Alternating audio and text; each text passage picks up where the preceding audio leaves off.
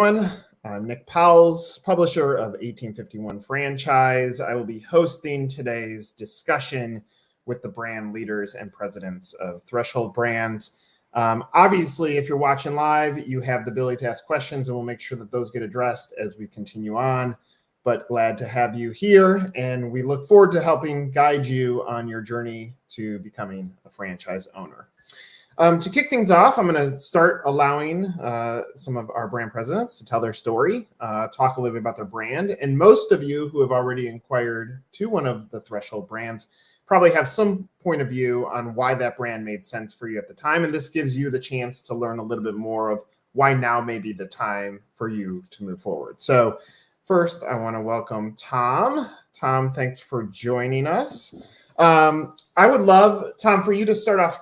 Tell me your role, tell me your background, and tell me what's going on with MadePro and what is the goals for 2022. Sure. So thanks for having me, Nick. Excited to be here. So my name is Tom Manchester. I am the brand president for MadePro. I have been here for about 7 months, started last July with the company.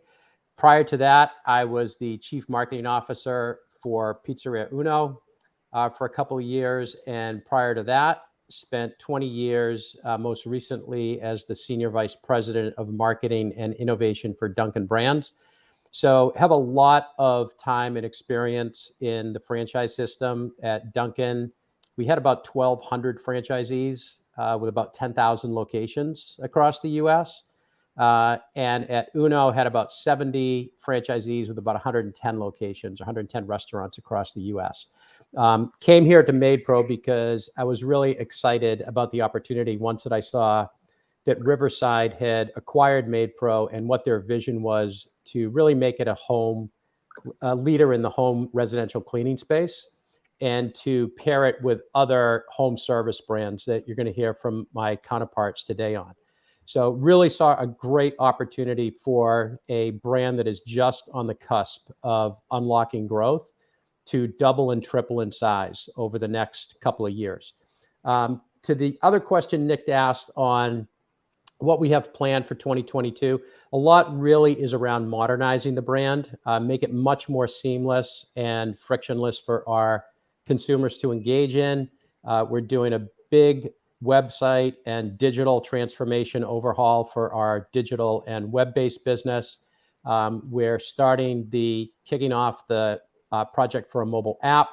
We're rebranding to be more competitive with our unique selling point versus some of our competitors. We're bringing on some new agency partners, making some more tools available to our franchisees with respect to how to maximize price increases with a smart pricing strategy, how to use proven retention and recruitment tactics for hourly employees, and also how to use technology. So a lot of exciting things that we're kicking off in 2022 that are part of a 3-year growth plan for us to really triple in size. Okay, so Tom, a few things that I want to unpack. One is, obviously, with your depth of background in franchising, you've seen franchisees of all walks of life. Does the franchise owner change based on the type of brand, or does the passion, does the same sort of personality have to bubble up to the top to find success, no matter what the brand is? I think there are a lot of common attributes that you say are they drive success across different brands. I think what I've found that are successful attributes here at MadePro, just in my time, I got, as I mentioned, about 170 franchisees that make up the MadePro system.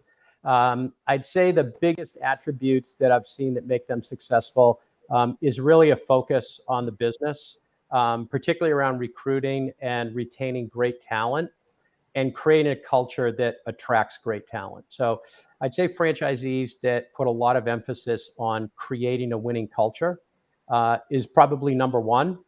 I'd say, secondly, franchisees here that are successful are very open and collaborative. So unlike my previous stops at franchisee-based businesses, I would say that MadePro is the most collaborative and transparent and supportive franchisee community I have seen.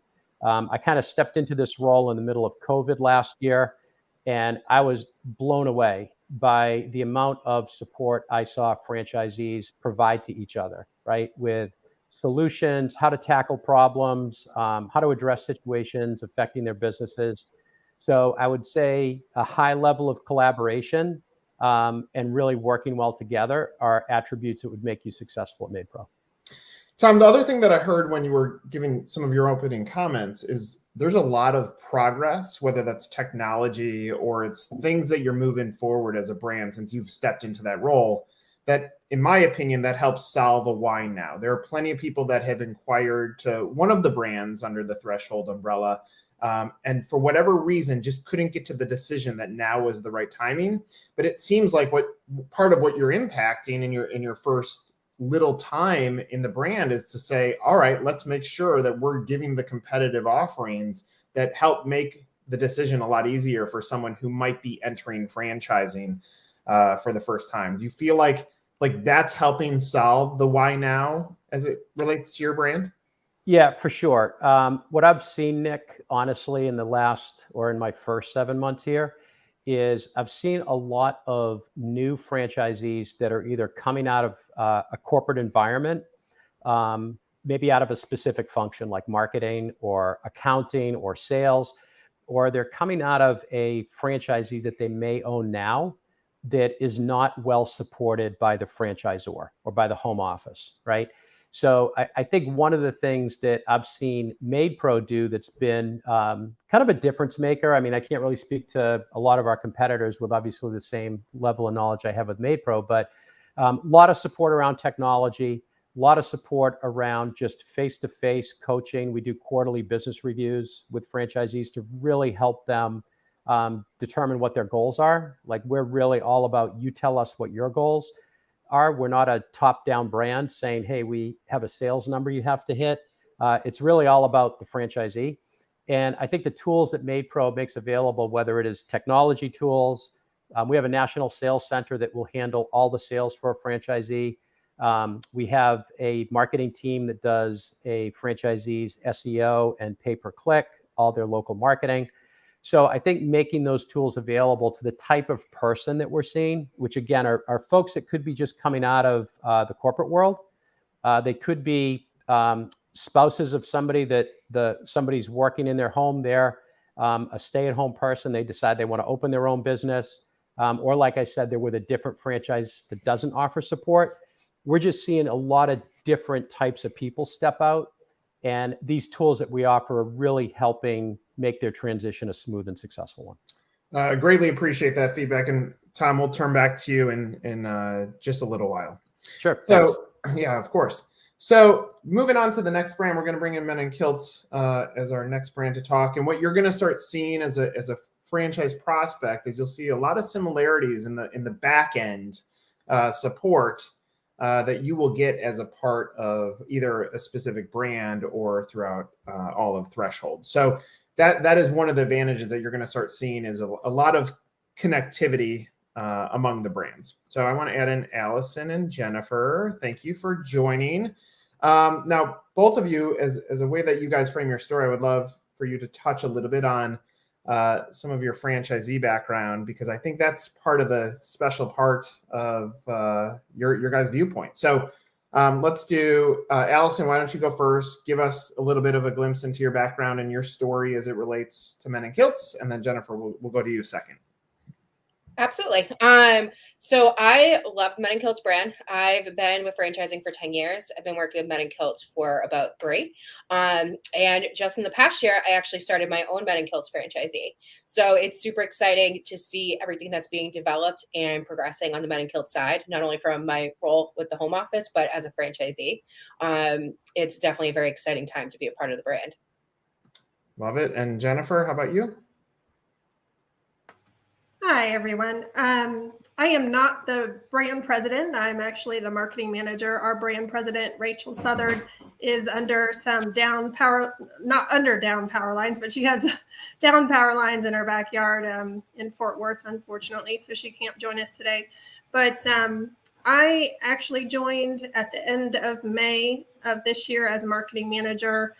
Previous to that, I was a franchisee for Men in Kilts for 4 years. And during that time, I also ran digital marketing for Valvoline. I did that for many years. So I have a heavy focus in digital marketing. And like Tom said, Men and Kilts is also doing a large digital transformation. So that is a really big push for us. As far as speaking from Rachel's experience, she was instrumental in growing Anytime Fitness from a few hundred franchisees to thousands. She has a wonderful experience or background in customer experience. So that is kind of the drive behind our organization. Love it. And so, Allison, I want to go back to you because obviously as becoming a franchise owner as well, you were able to vet this business. And now in the development side, you can have a point of view that is you're walking a day in the life of the shoes of the franchisee every day. What were some of the things that excited you about this opportunity that made you decide that this was the right brand for you? Yeah, it's definitely been a transition in my development role now being a franchisee and being able to offer that insight. I knew the brand really well and I understood the operations, but now it's just like so much more robust. I actually get the nitty-gritty details. So it's actually really fun. And I'm so passionate about helping people find the right business for them and carry out their dreams. For me, I went through the same vetting process that everybody goes through. And some of the leading reasons why I chose Men and Kilts, because I invested my money, I invested my family's future, I brought my husband into it, is because I see the lengths and extents that our support team goes to support our franchisees. They make sure that they can do everything in their, within their capacity to help them and help them grow. And the brand is so strong. And I've heard so many times just, doing different shows and experiencing different brands, like, oh, they'll kind of jumble all of the brands together and be like, I don't really remember which one. You just don't forget Men and Kilts. It's so robust and it's so memorable and it's so fun. Jennifer, obviously you've come from various brands too, and you have a point of view that is what a franchisee would be looking for. When you look at the all-encompassing benefit of even the Threshold family, whether that's being able to lean on others for advice or franchisees being paired with franchisees of other brands. You guys did a summit last year where some of the franchisees across brands got to get together and talk through best practices and some of the challenges that they face. Is that one of the big benefits here, is that you're not only just joining a company and you're not just selling a widget, but you're also a part of a bigger system that you have backing and support from other business owners? It sure is. Nick, I mean, you take several franchise owners together. You can knowledge share on everything from technical issues to marketing ideas. Even across our brands, our marketing managers all talk with each other and share different pilot programs that we've done and initiatives. We can just go further faster when we're all grouped together. I love it. And Allison, last question before we go to our next brand. But again, one of the constant themes that will come up is why now? Why would now be the right time for me to think about this? If I've been sitting on the sidelines, or I've been looking at franchising holistically and haven't landed on the right brand for me, why now? Why your guys' brand and why now? I think now is probably the most exciting time to join Men and Kilts. We are experiencing so much growth and we have so many resources to move the brand forward.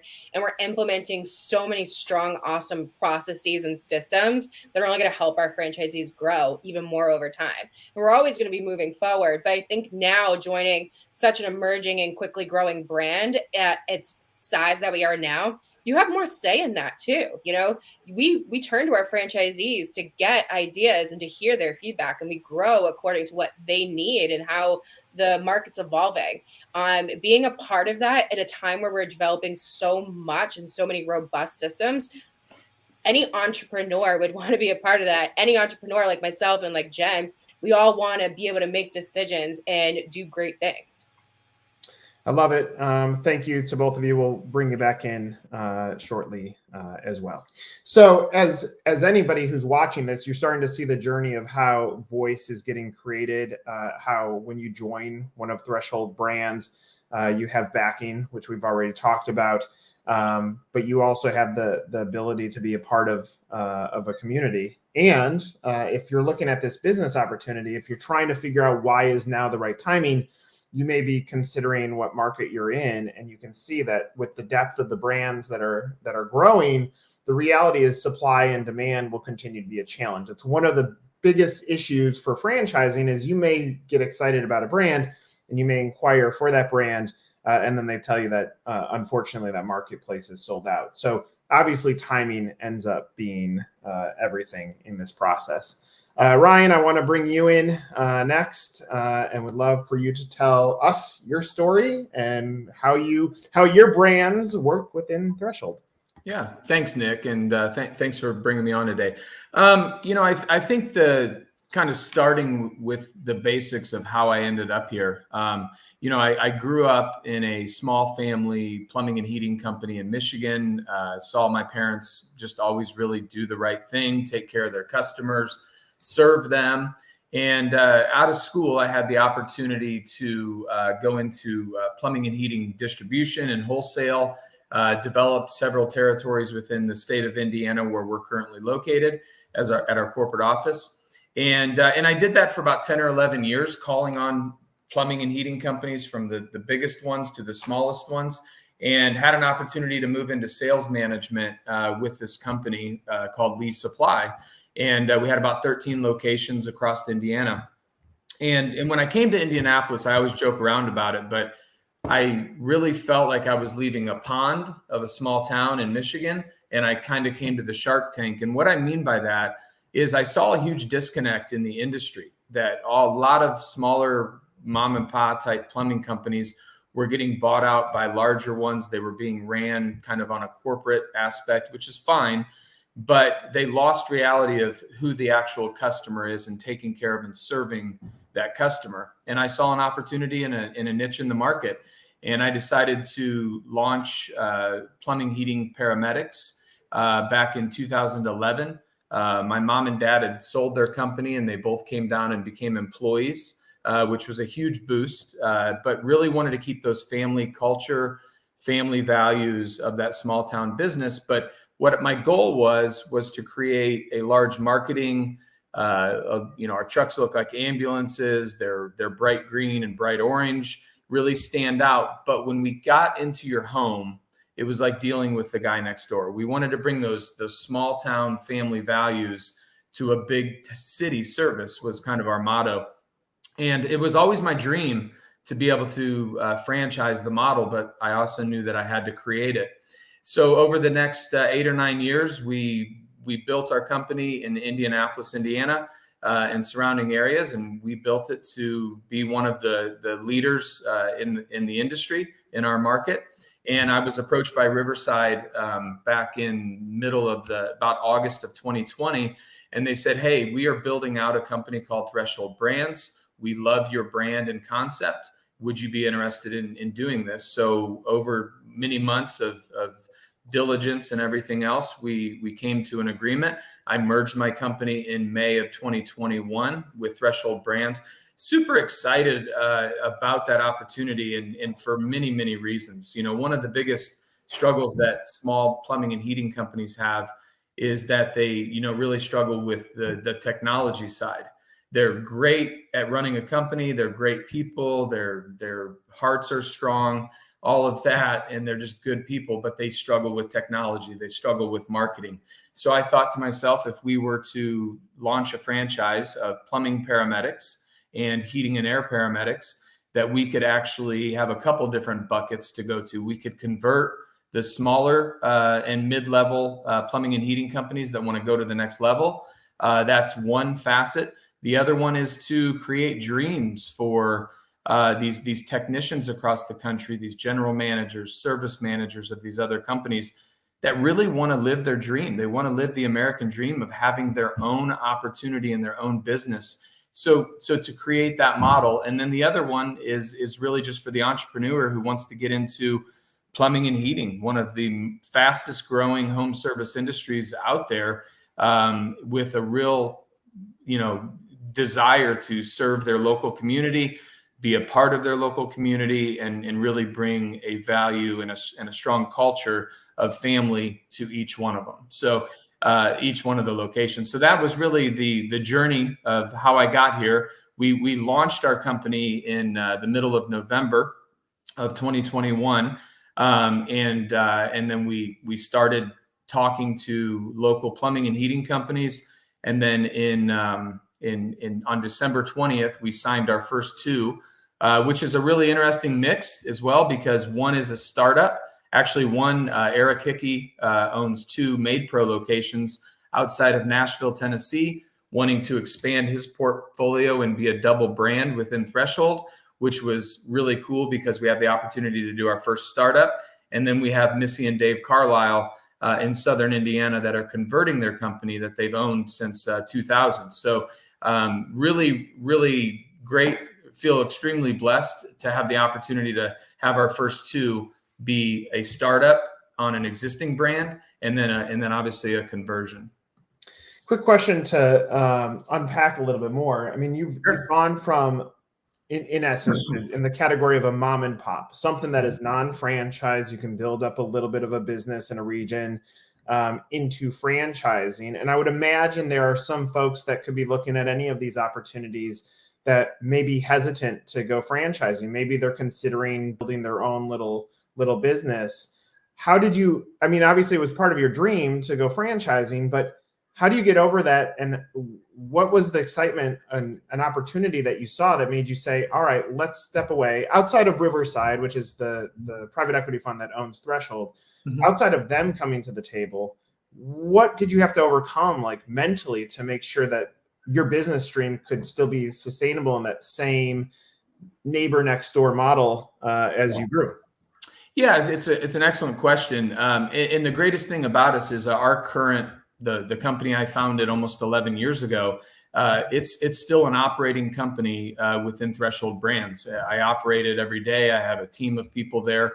I think the real goal is to be able to give people the tools to be able to, for example, I always joke around about, grandma's biscuits are awesome, but grandma's the only one that knows how to make the biscuits. And so I've really spent the last 9 or 10 months in documentation mode of every process, everything that I have learned to get to this point of the company. And let's be honest, it's running a business. It's the struggles that come along with that too, to help avoid the franchisees that are going to be bringing either their existing company over or starting a brand new brand to not have those same struggles. I almost reversed engineered it back to when I was day one, didn't have an invoice, didn't know what I was going to charge for something. What are all those pieces that I really struggled with? So to bring the technology, to bring the scheduling system, the price book, how we offer and quote products, to bring all of that along with national contracts and buying power. And I think that that's what small businesses struggle with in general, is having the time to do all the due diligence. I wanted to we wanted to check all those boxes and make sure that we could bring a really solid package to every franchisee. But I think the biggest thing that makes a franchise successful is the training and having the operating in the corporate store to be able to bring people in, actually ride with our live technicians, understand and see how we relate with our customer. I think that that's probably the most unique thing about us. And I think me being a founder and the president of this company is a big piece as well. The guy who actually started with 2 trucks and hardly anything to get to where we are and hopefully bless and see other people's dreams come true to get to where we have been. Yeah, I love it. And obviously, Ryan, we're going to bring you back in just a little bit. But again, like the benefit of all these stories, and you're seeing this, is it's real life people living through their dreams or living through their career experiences. And the combination of all of this equals what obviously you get as a franchise owner. Pat, I want to bring you in next. Thanks for joining us. Would love to hear a little bit about your story, your background, and what does the franchise opportunity look like with USA Insulation as well? Sure, Nick. Thanks for having me today, and hi, everyone out there listening. I'm Pat Petrone. I'm president of USA Insulation. I'm a second-generation business owner with USA. My father started the business 37 years ago here in Cleveland, Ohio. I came back to work in the family business 18 years ago, and we franchised our model back in 2006. So while we've been around for 37 years, been franchising for 16 years, I still consider us somewhat of an emerging brand. You know, we have 77 units across 32 different marketplaces, and we kind of have a thoughtful process to our growth. I hear so often that these brands that are trying to kind of hit the moon in their first few years at 50 or 100 units per year, that's not what we look to do. We want to grow thoughtfully with the right people in the right marketplaces. Our business is really simple. We fix older homes. So we insulate existing residences and buildings with our proprietary foam insulation. We actually make our own foam insulation here in Cleveland, Ohio. We make it here for us only. So we only provide our foam insulation to our franchisees and no outside third-party sales there. Our growth has been pretty substantial in the last couple of years, but again, we try and make sure we reinvest back in the business. And with Threshold's help, it's really helped us kind of steady the ship and make sure we're focused on the right things. I mentioned I was a second-generation business owner. We were acquired by Threshold in December of 2020, so a little over a year. It's been a heck of a ride so far, and we're able to really kind of focus on how we grow USA Insulation, but also impact the other brands that are within the Threshold community. So we're able to cross-pollinate people and ideas and systems and resources to make it better for not only us, but for our franchisees. One thing that I heard you talk about is really the protection of the club. You said we're not going to grow at a pace that, you know, some emerging brands come out and say we're going to grow at this accelerated pace and just sell. And what you're saying is let's protect the club. I would imagine what that does is that builds further trust in your existing franchise owners. And then when new folks are coming in, they almost have to break down the door in more of a competitive way to make sure that they're sticky so that, you know, the next 10 that come in. Does this mean you're a little bit more protective of the process? And if I'm a buyer and I'm sitting on the outside, what do I need to show you to make sure that you understand that I'm the right fit for you? Yeah, Nick, I'd be lying if I said we weren't that protective. And that's not just me as a owner of the business and as somebody who built it, but our franchisees are. You know, they want to make sure that their neighbors in their franchise community have the right mindset. You know, we're looking for candidates who are gritty, who have some sort of either sales or management acumen, promoters, producers, people who are driven. And we've become a heck of a lot more diverse in the last 18 months, which I love to see. And not just diverse in terms of men and women and different ethnicities, which has happened, but diverse in terms of all over the country. So we were kind of born and bred here in Cleveland and grew organically over the years. But if you look outside now in some of your markets, there's a snowstorm going on there, and this is great for our business. But it's also great when you're in the South and it's cold this time of year, or in the summertime when energy bills are raging and it's super hot outside. All we try and do is keep the expensive conditioned air in the home for a lot longer. So yeah, we are a bit protective. We also have clear eyes about how we want to project ourselves and focus on our franchisees. I also hear the term family come up, and if I'm a franchise buyer, I am looking for that. I want to be in a place where the old line was in business for yourself, not by yourself.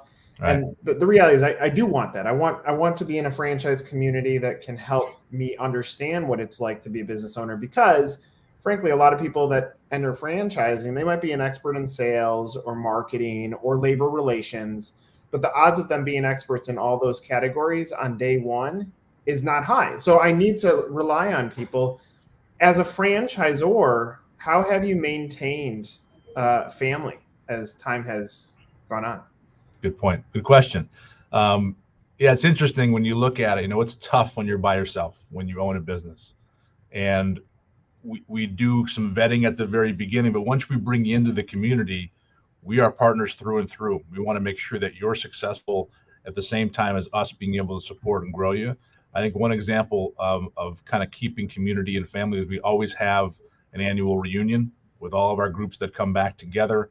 And frankly, the best part about all of it is just the franchisees working with one another, whether it's having a cocktail or connecting with each other before and after meetings. And the content of the meetings are really important, but them being able to work together is great. We now have 2 peer performance groups. Our first one has seen those 5 members, kind of catapult into 85% growth in their first year. And that's just the power of of peer performance and working together. So yeah, I think family is an interesting term. I like community a little bit better because we all have our own families, and sometimes they're not always the best to be with every day. But yeah, that's just what we're all trying to do, is make sure we can help each other grow. I love it, Pat. We'll bring you back in just a little bit. And again, like as a buyer, you're trying to cross off all these things off your checklist of things that are important to you to make sure that when you're selecting the right brand, you're making sure culture fit is there. You're making sure unit level economics align with your expectation. You're obviously evaluating the depth of leadership, which you're seeing a tremendous depth of leadership with tremendous experience in each of these categories. So hopefully this has helped guiding you in a pathway to say, here's the benefit of joining one of these brands. Kieran, I want to have you join next. Thanks for joining us.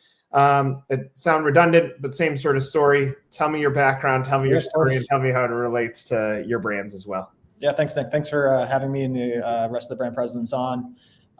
Today actually marks my 1 month anniversary with Threshold, and in my position as brand president of Pestmaster Services, which is a full service pest control company based out of Reno, and also brand president of FlyFo, our outdoor pest control company based out of Boston. My background, I've spent the last 10 years in franchising, and so worked in other home services, actually another pest control company, Mosquito Joe, for about 4.5 years before the acquisition by Neighborly. And then I moved to a startup franchise brand called Scent Hound, which is membership focused dog grooming. But all throughout that journey, I've been able to kind of really hold true to kind of franchisee first mindset. And so I think that's really led to, I think, an exciting partnership with Threshold. I joined a month ago. I've seen really great things over the past month. We have a tremendous franchisee community with both Pestmaster and FlyFo. And so I'm excited to be here. So one thing that I think is super valuable for being a month in, congratulations, is that the reality is you had to perform your due diligence probably in a fairly in-depth way to make sure this was the right fit for where you wanted to go in the next stage of your career. Absolutely. When you're performing your due diligence, like how did you go about it? What made you feel comfortable with this as the next brand that you're representing? Because the reality is, like anybody in these roles, you're bringing in people for a marriage, and it needs to be long lasting. So how did you go about your due diligence to make sure this was the right fit for you? Yeah, great question. So I of course did due diligence. I did quite a bit of due diligence on both brands prior to joining. And I think when you look at both opportunities, and I'll highlight the Pestmaster one just due to its kind of age. It's now 43 years old.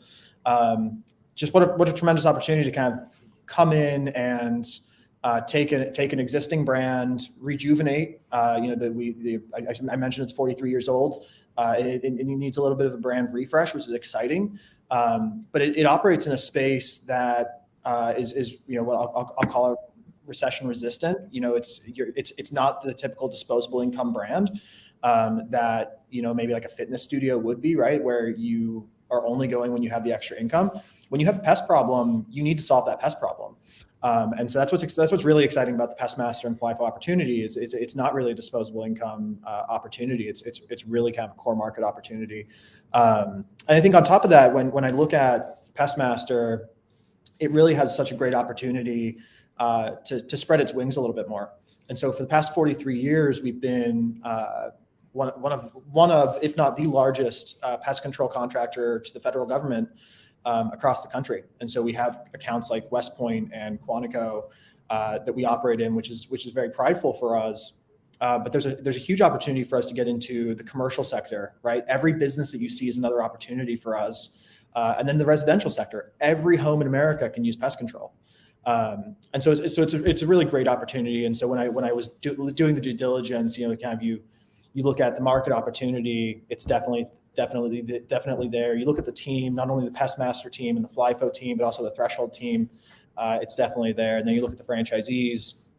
What a great group of franchisees, passionate about our brand, passionate about what we do every day, and they truly wake up kind of wanting to make a difference. Another thing that from your background that I think is valuable is you were at a brand that exited to a larger holding company. You were at more of an independent brand, and now you're at a brand that's already in that next stage, that's already been a part of that larger umbrella. When you think through all of those different processes that you've gone through on the development or growth side, now that you're in this seat and you can see the access to all these resources, does that turn into one of the biggest advantages of joining a brand that's under a larger umbrella? Yeah, absolutely. So when I think about, and when you look across the franchise market, right, private equity is doing a lot in this space. There's a lot of big companies coming in and forming these type of portfolio groups. And it really lends itself to more franchisee kind of franchisee focus, right, if you will, right? There's just so much opportunity for more shared services, more support, more team members to help you, right? Like I may not be the best pest control guy, and I admitted that my first day, but I can build a brand. And if we need someone that needs support in pest control specifically, we've got a team of people that can support that. Or finance, we've got shared services, and I think Tom mentioned our marketing arm with MadePro, and that now spans across all brands. And so there's just a tremendous amount of support, and that's, I think, the benefit of joining kind of portfolio company within Threshold.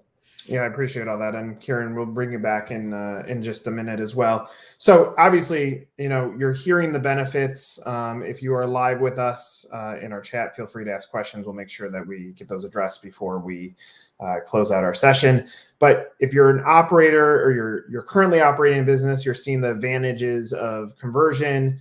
If you're a first-time franchise owner, you're seeing what it looks like to have the backing of any of these brands. And it really doesn't matter what the widget is that they're servicing, they're still going through those same motions to make sure, do we have a viable product that has a point of differentiation in the marketplace? How are we supporting our franchisees to make sure that they have the tools to win? So again, giving you guys obviously a glimpse across all the brands, and we'll continue to dive deeper into individual brands as more of these webinars continue to come forward. Last but not least, Tanisha, I want to add you to our discussion. And again, same sort of question. Tell me your story. Tell me about the brand. Tell me why you, as an opening statement. Sure. Hi, everybody. I'm Tanisha Chia, and I'm the president of Sir Grout. And, I love working on this brand. My background is in the restaurant industry, actually, in franchise organizations. I've been a marketer for my entire career, brand marketer. So much like Kieran, I'm not necessarily a grout expert, but I do know how to build a brand. And although I do say my husband and I are DIY experts, we can't seem to buy a house without doing something to it. But I've really been enjoying getting to know this brand because it's in a niche market because of all the services that we offer. So not only are we cleaning the grout, we're also doing things like color sealing the grout, sealing it with sealants that will prevent it from getting dirty in the future. We could possibly change the color. So you kind of, at the end of it, will look at your tile and your grout and feel like you got a bathroom remodel for less cost, less time, less aggravation. And we're also doing services like honing tiles and honing stone. We restore countertops, basically anything that has to do with grout, tile, and stone restoration. We are your team. So it's been a really interesting opportunity to get to know the niche and see the opportunities for growth in the market. The brand has been around for about 15 years. It was started by our two founders, Jeff Gill and oh my gosh, I'm blanking here, and Tom. And they started the business because they were looking for opportunities to get into the home services market. And the home services market is booming. It is growing. People always need things done to their homes. So whether it's an emergency or it's just something that is desired, people are always looking for home services. And we've all been in that situation where we've been on our hands and knees and trying to clean the grout, and it's not getting quite clean enough. And we have experts that will, come into your home and teach you, the right things and the wrong things that you're doing to clean your grout and show you how our process is transformative and then tell you how to maintain it. So we really do create experts in our owners and in our technicians that go out to do work. And the business is really great. We're building a turnkey business for our franchisees. It's pretty turnkey already, but we have a lot of great systems, products, processes in place for franchisees to come in. Maybe you don't want to be an owner operator and you want to be more of just the owner. Well, we have systems in place for you to be able to train your technicians, train your general managers so that you can have a quality business that's operating. We have a lot of franchisee support. We have a call center. A call center that will manage your incoming calls, that manage your leads, that manage people for scheduling, for rescheduling, cancellations, things like that. So you can really focus on building your business versus taking those customer calls. The other thing we have is a great marketing team in place to do your digital marketing, which is really a great source of leads for the business. So of your pay-per-click, your SEO, your website, some blog posts, so you can really drive that search engine optimization. And they also do a lot of call tracking. So for instance, when you have a advertisement out there and you want to know if your marketing dollars are working for you, they're able to help you figure that out. So you're really able to use our tools to optimize the growth of your business to drive profitability. We have a great franchise community. We have about 97% retention of franchisees who have started with us in the last 15 years. So it's supportive. You've got a lot of expertise in there. We have one franchisee, we call him the professor because he knows so much about the business and loves learning more and more about the business every day. So it's a really great brand. It has a family feel, and I expect to maintain that now that we are a part of Threshold. Tanisha, if I'm a franchise buyer, and let's just say I haven't decided what category makes sense for me, do I need to have a background or experience in grout? Do I need to be a handy person in order to fit in, or how would you address that with me as a buyer? You absolutely do not have to have any technical savvy in the grout or cleaning space. You just have to have a willingness to get in there and learn about your business. I think that's the best way to run a business that you're not going to be hands-on in operating. So we do offer training as part of your onboarding process, where we teach you the ins and outs of handling the sales calls, the POS system, the way to take an estimate and to send out an invoice to your prospective customers. And then we also teach you the technical side of things, how to operate our machines, what this particular chemical is for versus this one. But after you going through training, if you really want us to train your technicians versus you doing it or your general manager doing it, we have that available to you if you're looking to be more of a hands-off owner versus a owner-operator. And we have both types in our system. So it wouldn't be an anomaly for somebody who says, I just want to come in and operate the business and grow the business and have my general manager be more the hands-on person. Yeah, no, I'd imagine there's some mindset shifts that might have to happen in those scenarios. That one, if I'm going to operate the business, then you have to have the mindset that you better bring on the expertise from a staffing standpoint to operate that business, and vice versa. There are folks that can offset some of the high costs of initial operating of a business by being able to do some of the work on their own. So it's great that both sides are there. And I would imagine, and there's a consistency on this, but based on what you were saying, as a business operator, all that back end support ends up being a big reason why, if I've selected or this is the industry that I want to be in, then you have the widget, you have the relationship building that you're making in the community, but everything behind you is allowing you to successfully and be organized as a business owner. Absolutely. We want to make it as easy as possible for people to hit the ground running and to start building a business that they feel great about investing in. Because regardless if you're going to be an owner only, a little bit more hands-on, maybe you're doing the sales calls, or you're going to be an owner operator and be out there in the field yourself, you want to feel good about the investment that you just made with your dollars and your time and your focus. And so all of the systems that we have in place, from the training to the call center to the marketing support, is really going to help you and enable you to do that.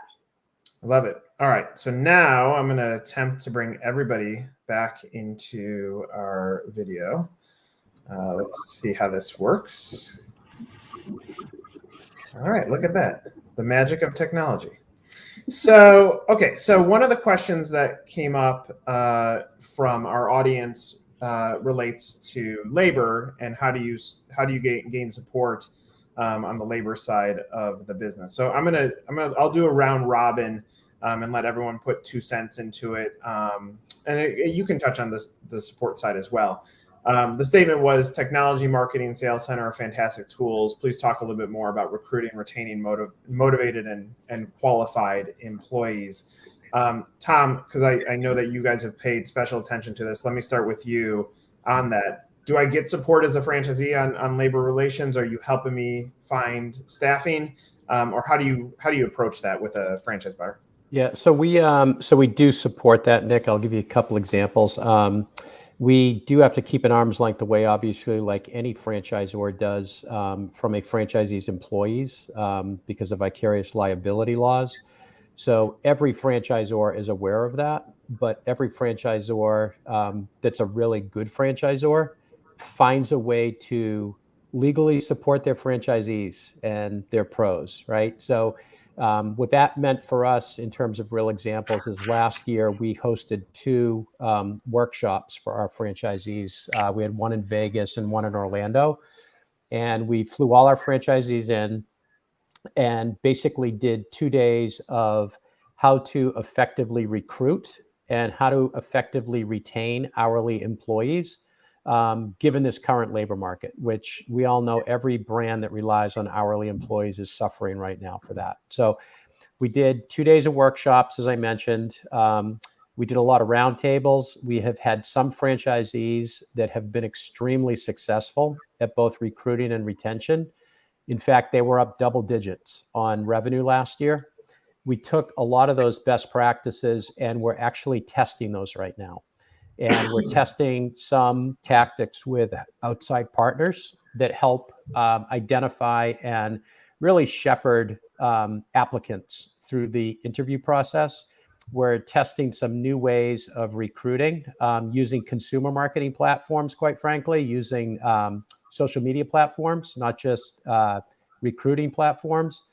And we're also testing some different headlines in our ads that we have found to be more effective than other headlines we've used. So a lot of what we're doing is really doing what I call test and learn, like finding best practices that work for specific franchisees or even stealing ideas for other brands that rely on hourly employees outside of our industry, testing those, vetting them, make sure that they'll work, and then really providing a playbook to franchisees. And if they want to use that, they're more than welcome to.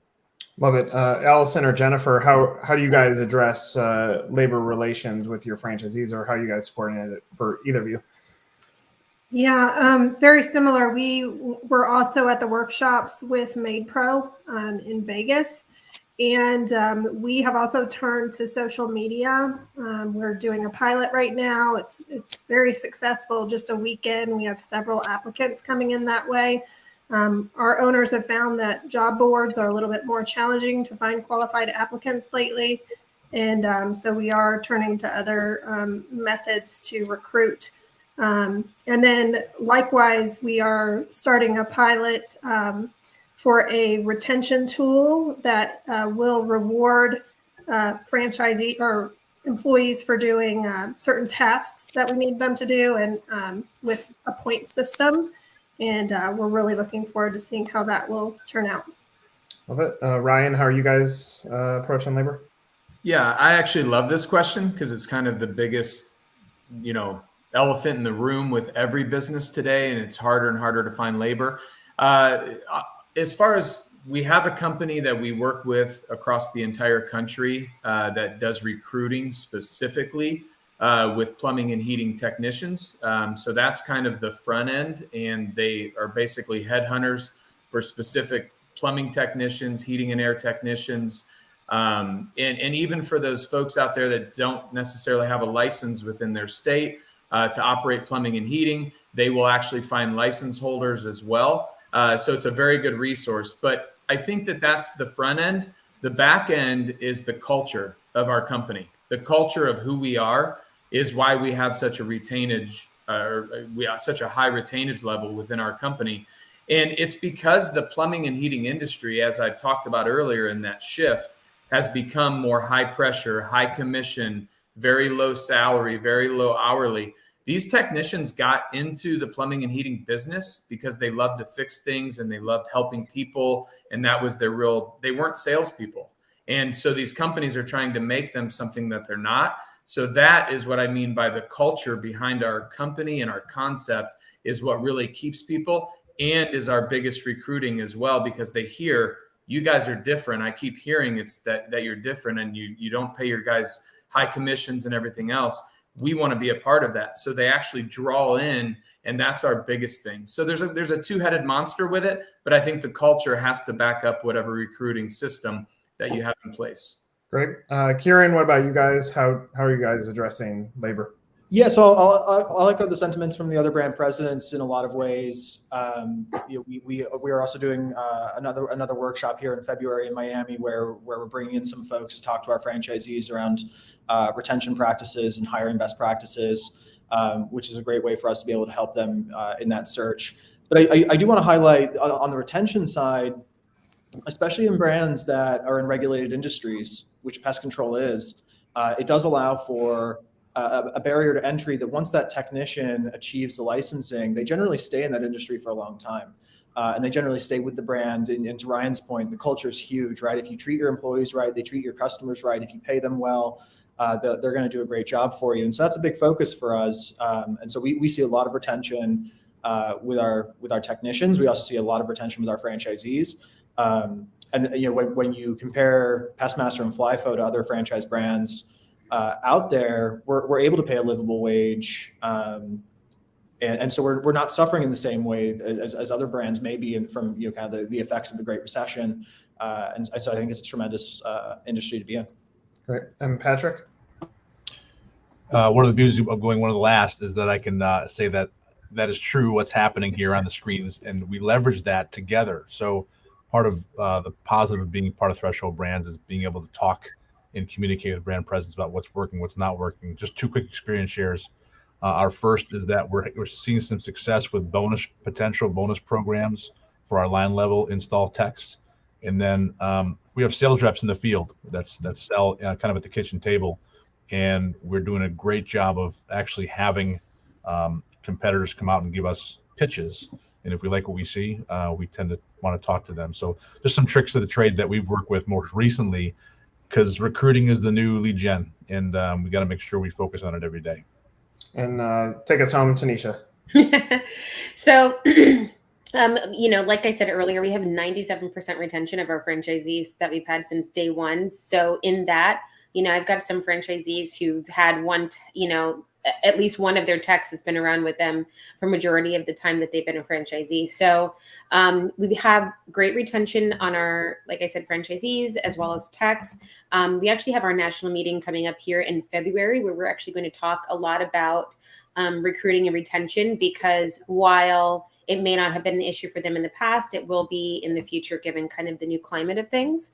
But we emphasize people, processes, and products. And so people is always the thing that leads the way. And so like Ryan said, I really focus on the back end in terms of making sure your people love what they do, because they could do a lot of things in a lot of places, but if they don't love what they do and the people that they're doing it with, they could get frustration and be at home or be somewhere else and working somewhere else. So we want to make sure that we have a great culture and a place that is accommodating for people to have great work-life balance, but also be challenged and rewarded for great work. So more to come from our national meeting that's going to be here in a few weeks, actually, down in Florida.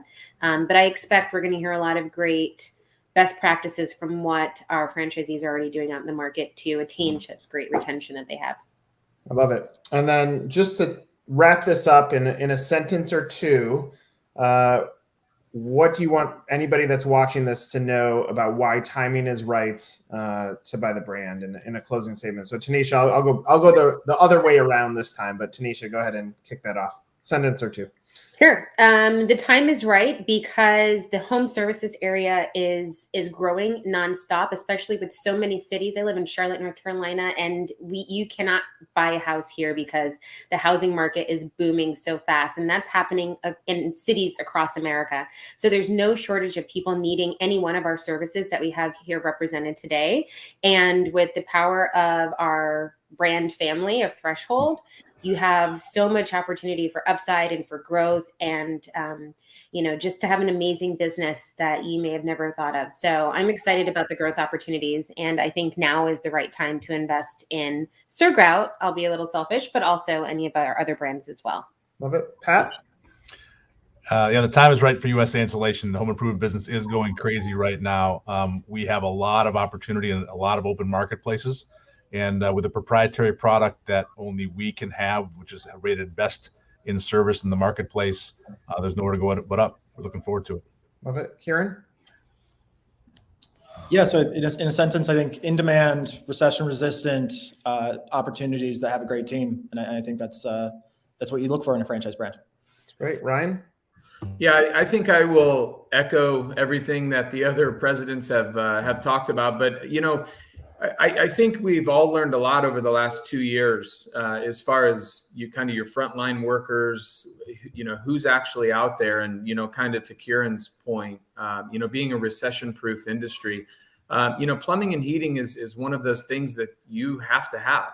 And you might not think that you have to have it until your house is 85 degrees in the summer or 40 degrees in the winter, or you don't have any hot water. So it's a necessity. It's just a great growing business, and it's an extremely profitable, rewarding business to be able to go into somebody's home that has an emergency, hence the paramedic name, and be able to fix them and shake their hand and smile and thank them for choosing you. So I just think the whole industry in the home service space is just a booming industry. Love it. Allison? Kilts is such a fun brand. We have so much fun while we're out in the field, and we have so much support from the home office, and our franchisees are really heard about the development of all of our systems. So being a part of that, having such a strongly demanded service that we're providing, it's hard to say in 1 to 2 sentences, but I'll let Jen continue on with my sentiment.